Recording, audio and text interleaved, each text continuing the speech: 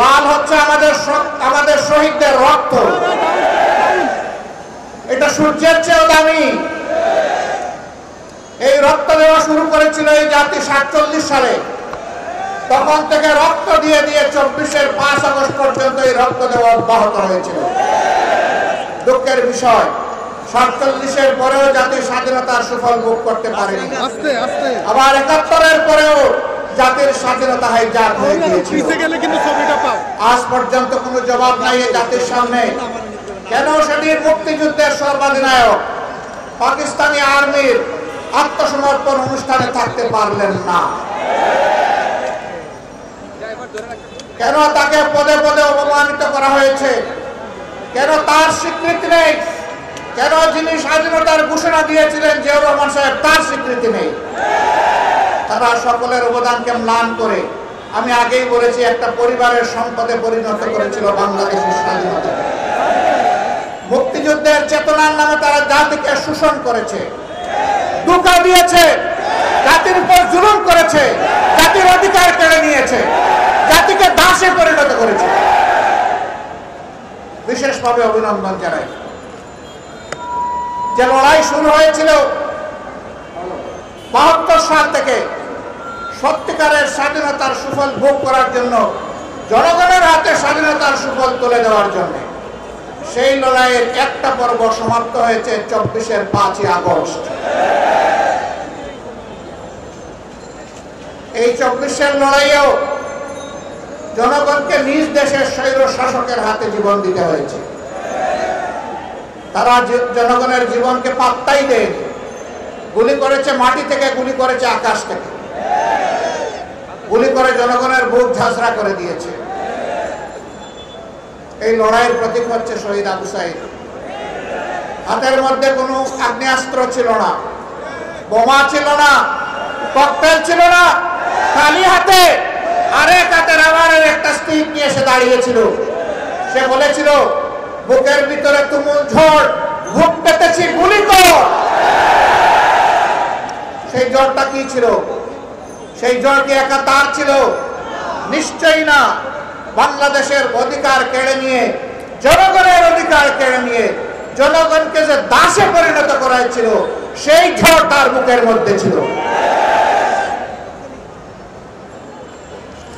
এত রক্ত, এত ত্যাগ, এরপরে আমরা যেটাকে বলা হচ্ছে দ্বিতীয় স্বাধীনতা, এই স্বাধীনতার প্রতি সম্মান দেখানো এখন আমাদের নাগরিক এবং জাতীয় দায়িত্ব।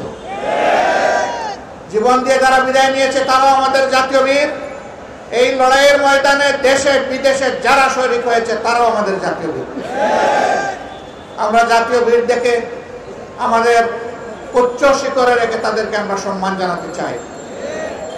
জাতীয় বীরদের এই অবদান কোনো ব্যক্তি, কোনো পরিবার, কোনো গোষ্ঠী, কোনো দলের লোলক দৃষ্টির সামনে এটা যেন হারিয়ে না যায়। বাংলাদেশের জনগণকে পাহারা দিতে হবে। আপনারা পাহারা দিতে পারবেন?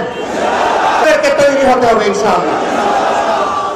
আজকের এই র্যালি থেকে আমরা জানিয়ে দিতে চাই, বারবার বুকে রক্ত দিয়ে যে জাতির স্বাধীনতা আনতে পারে, সেই জাতির সন্তানেরা আর এই স্বাধীনতা কাউকে আর চিন্তাই করতে দেবে না ইনশাআল্লাহ। আমরা সবাইকে ধৈর্যের সাথে বাংলাদেশ গঠনে অবদান রাখার জন্য অনুরোধ জানাবো। কাউকে যেন কোনো অস্থিরতা পেয়ে না বসে। আমরা পরিষ্কার বলে দিয়েছি, 15.5 বছরে কিছু আবর্জনা, কিছু জঞ্জাল তৈরি হয়েছে। সেই জঞ্জাল পরিষ্কার করতে হবে। নির্বাচনের সুষ্ঠু পরিবেশ নিশ্চিত করতে হবে। জনগণের ভোটার তালিকা শুদ্ধ এবং সুষ্ঠু করতে হবে। দেশের জনগণের করতে হবে। বিদেশে আমাদের প্রবাসীরা যারা আছে তাদেরও এই তালিকায় অন্তর্ভুক্ত করে আগামী নির্বাচন হবে ইনশাআল্লাহ। আমরা একজন নাগরিক ভোটার তালিকা তাকে বাদ পড়ুক, আমরা এটা চাই না। এর জন্য যা করা দরকার সরকারকে তাই করতে হবে। যে উদ্যোগ নেওয়া প্রয়োজন নির্বাচন কমিশনকে সেই উদ্যোগ নিতে হবে। এই উদ্যোগে আমরা কোনো ব্যতিক্রম, কোনো শিথিলতা আমরা বরদাস্ত করব না। ঘরে ঘরে জনগণে গিয়ে এই তালিকাকে নিশ্চিত করতে হবে। যারা চুরি করে ভুয়া ভোটার হয়েছে, একাধিক জায়গায় ভোটার হয়েছে, তাদেরকে এখান থেকে পাক সাফ করে ফেলতে হবে। যারা ধোঁকা দিয়ে একাধিক জায়গায় ভোটার হয়েছে, ওরা আদৌ ভোটারের যোগ্য কিনা সেই সিদ্ধান্ত নিতে হবে। আশ্চর্য বিষয়, তারা বাংলাদেশটাকে টুকরা টুকরা করে বিভক্ত করে হানাহানি হিংসার রাজত্ব কায়েম করে পালিয়ে গিয়ে এখনো বাংলাদেশকে তারা স্থির থাকতে দেন না। তারা মাঝে মধ্যে ফোনা তুলে ফুসফাস করার চেষ্টা করেন। যেই জাতি আপনাদেরকে উচিত শিক্ষা দিয়ে তাড়াতে পেরেছে সেই জাতি আপনাদের ফোনাও একদম গুঁড়া করে দিতে পারে। এটা মনে রাখবেন।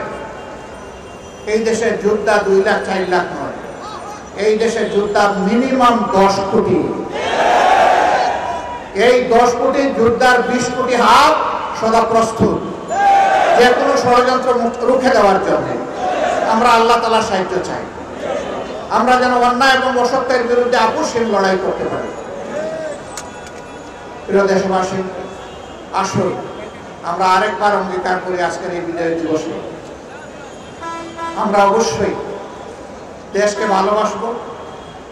আমরা কারো তাবেদার বানাতে এই দেশকে দেব না, এবং কেউ তাবেদারি করতে আসলে তাকে আমরা ছাড় দেব।